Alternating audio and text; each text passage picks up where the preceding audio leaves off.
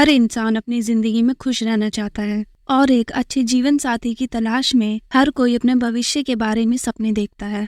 लेकिन बेंगलोर में हुई इस घटना ने लोगों को शादी और प्यार के मामले में सोचने और समझने को मजबूर कर दिया था। तो चलिए शुरू करते हैं इस घटना की कहानी को।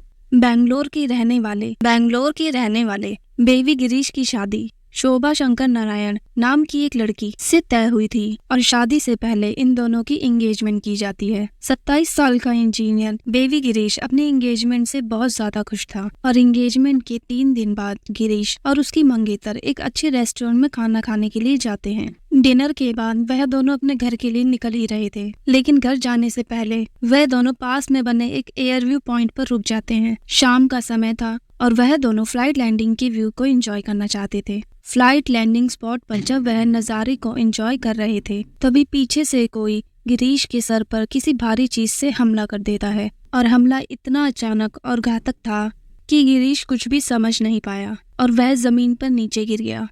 और शोभा को भी कुछ समझ नहीं आया और वह चीखती चिल्लाती मदद के लिए आसपास के लोगों को ढूंढती रही और फिर कुछ लोगों की मदद से तुरंत गिरीश को हॉस्पिटल ले जाया जाता है। लेकिन डॉक्टरों की लाख कोशिश के बाद भी गिरीश की हालत और ज्यादा गंभीर होती जा रही थी और फिर अगले दिन गिरीश की मौत हो गई। इस केस को जब इन्वेस्टिगेट किया गया और गिरीश की मौत का खुलासा किया गया, तब इस घटना ने हर सुनने वालों को सोचने पर मजबूर कर दिया था। लेकिन सवाल अब भी यही था, आखिर किसने और किस वजह से इस हत्याकांड को अंजाम दिया था। दरअसल बेंगलोर के एक नामी लॉयर की एक बेटी जिसका नाम शोभा शंकर नारायण है और शोभा की उम्र करीब 27 साल थी और वह एक पढ़ी लिखी फैमिली से बिलोंग करती थी। शोभा के पिता एक बहुत बड़े वकील थे, इसलिए शोभा भी खुद एक वकील बनना चाहती थी और वो लॉ की पढ़ाई भी कर रही थी।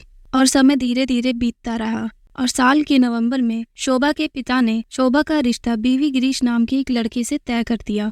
गिरीश एक सॉफ्टवेयर इंजीनियर था और वह एक बहुत अच्छी फैमिली से होने के साथ साथ एक बड़ी कंपनी में एक अच्छी जॉब कर रहा था। शोभा और गिरीश का परिवार एक दूसरे के अच्छे पड़ोसी थे और बचपन से ये दोनों परिवार एक दूसरे को जानते थे और उनके एक दूसरे के साथ बहुत अच्छे रिलेशंस भी थे। इसलिए वह चाहते थे कि उनकी बेटी की शादी एक अच्छे परिवार में हो जाए और उन्हें लगता था कि गिरीश एक अच्छा लड़का है और उनकी बेटी के लिए यह रिश्ता बहुत ही सही रहेगा। और इसके बाद 30 नवंबर को शोभा और गिरीश की एंगेजमेंट हो जाती है और उनकी शादी अप्रैल में होनी थी। क्योंकि अब गिरीश और शोभा की एंगेजमेंट हो चुकी थी, तो एंगेजमेंट के 3 दिन बाद शोभा गिरीश को कहती है कि हम दोनों डिनर पर कहीं बाहर चलते हैं। गिरीश भी बहुत खुश था क्योंकि उसकी होने वाली पत्नी ने उसे डिनर पर चलने के लिए कहा था। गिरीश ने सोचा कि इसी बहाने दोनों एक दूसरे के साथ थोड़ा टाइम स्पेंड कर लेंगे और एक दूसरे को और ज्यादा अच्छी तरह से जान पाएंगे।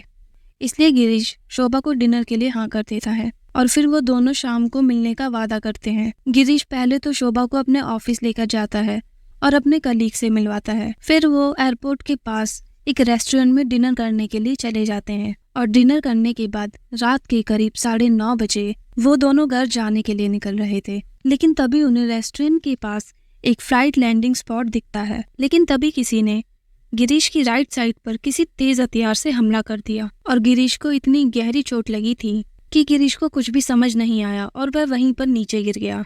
इधर शोभा को भी कुछ समझ नहीं आया और जब तक शोभा पीछे मुड़कर देखती है, तब तक बाइक सवार हमलावर वहां से फरार हो गए थे। और ये सब इतनी तेजी से हुआ कि किसी को कुछ भी समझ नहीं आया। शोभा रोते हुए चीखने चिल्लाने लगती है। गिरीश जमीन पर पड़ा हुआ था और फिर शोभा एक कार वाले को अपनी मदद के लिए कहती है। वो तुरंत ही गाड़ी से बाहर आता है और गिरीश की हालत को देखते हुए वह तुरंत ही मदद के लिए आगे आता है और तेजी से गाड़ी चलाकर पास के ही एक हॉस्पिटल में गिरीश को एडमिट करवा देते हैं। शोभा अपने घर वालों को इस घटना की जानकारी देती है। सूचना मिलते ही दोनों के घर वाले तुरंत हॉस्पिटल में पहुंचते हैं। लेकिन पूरी रात बीत जाने के बाद अगले दिन डॉक्टर गिरीश को मृत घोषित कर देते हैं। और यह घटना गिरीश, शोभा, उसके परिवार वालों और रिश्तेदारों के लिए दुखद घटना थी, क्योंकि जिस लड़की की 3 दिन पहले ही एंगेजमेंट हुई थी और जहां पूरा परिवार एक तरफ खुशियां मना रहा था, वहां इस घटना ने सबको झंझोड़ कर रख दिया था। पूरे परिवार का रो रो कर बुरा हाल था और शोभा भी रो रो कर पूरी तरह से टूट चुकी थी। दूसरी तरफ इस घटना के बाद गिरीश के पिता पुलिस स्टेशन जाते हैं और वहाँ इस घटना की रिपोर्ट लिखवाते हैं। उन्होंने पुलिस को इस घटना की सारी जानकारी दी। इसके बाद पुलिस अपनी जांच शुरू कर देती है। क्योंकि इस कत्ल की इकलौती आई विटनेस शोभा ही थी, तो पुलिस सबसे पहले शोभा का बयान दर्ज करती है। शोभा ने पुलिस को बताया कि उसने ही गिरीश को डिनर के लिए कहा था और सारी बात बताती है उस दिन की। पुलिस ने शोभा को अच्छे से ट्रीट किया और फिर बाकी घर वालों से पूछताछ की गई, लेकिन कहीं से भी उन्हें कोई सुराग नहीं मिला। और अब पुलिस अपने तरीके से इस केस की जांच शुरू करती है। फिर पुलिस उस जगह पर जाती है जहां यह घटना घटी थी। कहीं इस परिवार की किसी से पुरानी दुश्मनी तो नहीं थी। इसी तरह के हर एंगल पर पुलिस जांच शुरू करती है, लेकिन पुलिस को ऐसा कोई सुराग नहीं मिलता और इसी खोजबीन में बहुत समय बीत जाता है, लेकिन पुलिस को कोई भी सफलता हाथ नहीं लगती। तो पुलिस ने इस केस की जांच को एक नए तरीके से शुरू किया। दरअसल जब शोभा और गिरीश की एंगेजमेंट हुई थी, तो उस एंगेजमेंट की कोई वीडियो रिकॉर्डिंग है या नहीं, पुलिस ये पता करवाती है। पुलिस अब शोभा और गिरीश की एंगेजमेंट की वीडियो को देखना शुरू करती है कि हो सकता है शायद कोई सबूत मिल जाए। हर एक मेहमान के चेहरे को नोटिस किया जाता है। जब अचानक कुछ ऑफिसर्स की नजर शोभा पर पड़ी, तो उन दोनों के हाव भाव देखकर पुलिस को बड़ा अजीब लगा, क्योंकि जिस लड़की की एंगेजमेंट हो रही थी उसके चेहरे पर कोई भी खुशी नहीं दिखाई दे रही थी। और पुलिस ऑफिसर्स को यह देखकर बड़ा अजीब लगा और अब पुलिस को यह शक हो गया था कि शायद शोभा इस एंगेजमेंट से खुश नहीं थी। ये सिर्फ पुलिस का अंदाजा ही था, लेकिन हकीकत क्या थी यह तो पुलिस को अभी भी नहीं पता था। लेकिन पुलिस ने शक के आधार पर शोभा का फोन अपनी गिरफ्त में ले लिया और शोभा की कॉल डिटेल से पुलिस को पता चलता है कि जिस दिन यह घटना घटी थी उस दिन शोभा की एक किसी नंबर पर लगातार घंटों घंटों बातें हो रही थी। जब पुलिस ने उस नंबर को ट्रेस किया तो पता चला कि वो नंबर किसी अरुण वर्मा नाम के लड़के का है और अरुण वर्मा शोभा के ही कॉलेज में लॉ की पढ़ाई कर रहा था और वो शोभा से 2 साल जूनियर है। 19 साल का अरुण वर्मा लगातार शोभा से फोन पर बात कर रहा था। और जब पुलिस यह पता करती है कि अरुण वर्मा की लोकेशन घटना के दिन कहाँ थी, तो पता चलता है अरुण की लोकेशन घटना स्थल के आसपास ही थी, क्योंकि शोभा की लोकेशन तो वहीं थी। इसके बाद पुलिस अरुण वर्मा को पूछताछ के लिए बुलाती है। जब पुलिस ने अरुण से पूछा तो उसने बताया कि घटना वाले दिन वह इस शहर में ही नहीं था। पुलिस ने उससे कई एंगल से पूछताछ की, लेकिन अरुण लगातार इनकार करता रहा, क्योंकि सिर्फ अरुण के मोबाइल की लोकेशन का होना वहाँ काफ़ी नहीं था। इसलिए पुलिस को कुछ और भी सबूत चाहिए थे, जिससे वो कोर्ट में इस केस को साबित कर पाए। और अब पुलिस होशियारी से काम लेती है। पुलिस उस समय तो अरुण वर्मा को छोड़ देती है, लेकिन साथ ही साथ पुलिस अरुण और शोभा के मोबाइल नंबर को सर्विलांस पर डाल देते हैं। और अरुण वर्मा जब पुलिस कस्टडी से बाहर निकलता है तो वो सबसे पहला फ़ोन शोभा को करता है और शोभा को पूरी बात बताता है। शोभा उससे पूछती है कि तुमने पुलिस को कुछ बताया तो नहीं है? तो अरुण कहता है कि मैंने उन्हें कुछ भी नहीं बताया, बल्कि मैंने तो उल्टा पुलिस को ही घुमा दिया।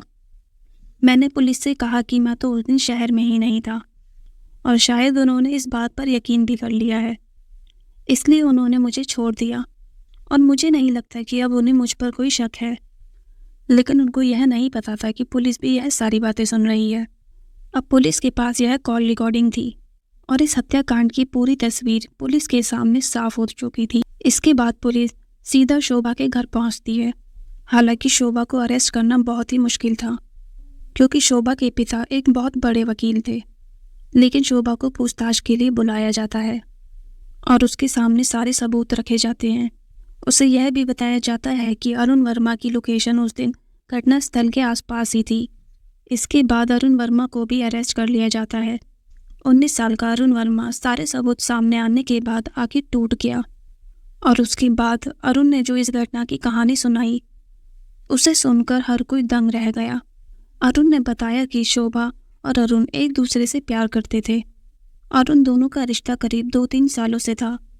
ये दोनों एक ही कॉलेज में पढ़ते थे और अरुण वर्मा शोभा का जूनियर था। लेकिन शोभा अरुण से शादी करना चाहती थी और अरुण भी यही चाहता था। लेकिन एक दिन शोभा के पिता को शोभा और अरुण के प्यार के बारे में पता चल जाता है और जैसे ही शोभा के पिता को यह पता चलता है, वह अपने पड़ोस में ही रहने वाले एक लड़के से उसका रिश्ता तय कर देते हैं, क्योंकि उन्हें पता था कि गिरीश एक अच्छा लड़का है और एक अच्छी फैमिली से बिलोंग करता है। तो उन्हें लगा कि शोभा के लिए यह रिश्ता बहुत अच्छा रहेगा और थोड़े दिनों के बाद शोभा की सगाई गिरीश से कर देते हैं।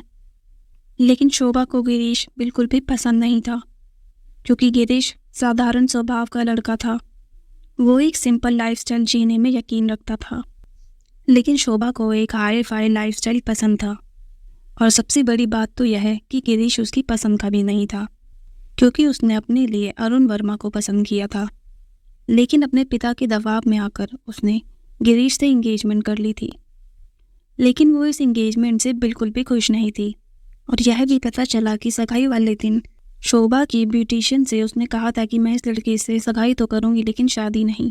शोभा ने कहा था या तो मैं शादी के दिन भाग जाऊंगी या तो मैं गिरीश को जान से मार दूंगी। अपने इंगेजमेंट के बाद शोभा बहुत ज़्यादा परेशान थी और इस बारे में वह लगातार अरुण वर्मा से बात कर रही थी। अब शोभा, अरुण का कज़न और अरुण का एक दोस्त, इन चारों के बीच 3 दिसंबर को करीब 76 बार फ़ोन पर बात हुई और शोभा ने कुछ इस तरह गिरीश को अपने रास्ते से हटाने का प्लान बनाया। और यह तय हुआ था कि उस दिन शोभा गिरीश को लेकर डिनर पर जाएगी और फिर उसी पॉइंट पर वह गिरीश को लेकर आएगी। और रात का समय होने की वजह से इस हत्याकांड को आसानी से अंजाम दिया जाएगा, क्योंकि वह जगह भी सुनसान होगी और वहाँ ज़्यादा रोशनी भी नहीं होगी। और प्लान के तहत ही शोभा गिरीश को डिनर के लिए बुलाती है और प्लान के जैसे ही वह उसे उस पॉइंट पर ले जाती है। इसके बाद उसे जानबूझकर एक कोने में खड़ा करती है और फिर थोड़ी ही देर बाद अरुण वर्मा और उसके दोस्त वहाँ पर आ जाते हैं और गिरीश पर हमला कर देते हैं और इसके बाद वहाँ से फरार हो जाते हैं। लेकिन इस हत्या के 50 दिन बाद इन चारों को गिरफ्तार कर लिया गया। इस केस का ट्रायल फास्ट ट्रैक कोर्ट में हुआ और कोर्ट ने करीब 6 साल बाद शोभा और इस हत्या में शामिल रहे सभी दोषियों को उम्र कैद की सज़ा सुनाई। और फिर ये मामला सुप्रीम कोर्ट में चलता रहा और जब तक उन्हें जेल में करीब 10 साल हो चुके थे और 10 साल बाद उन्हें सुप्रीम कोर्ट से बेल मिल गई। और इस तरह यह लड़की, अगर उसे अपना होने वाला पति पसंद नहीं था तो वह इस शादी से इनकार कर सकती थी या फिर वह गिरीश से कह सकती थी कि वह किसी और से शादी कर ले। लेकिन अपनी खुशी को पाने के लिए उसने जो रास्ता चुना वो बहुत गलत था और इस तरह शोभा ने गिरीश के बूढ़े माता पिता से उनका जवान बेटा दूर कर दिया। दोस्तों, अगर आपको यह वीडियो पसंद आई हो तो हमारे चैनल को सब्सक्राइब करें और वीडियो को लाइक कर दें। धन्यवाद।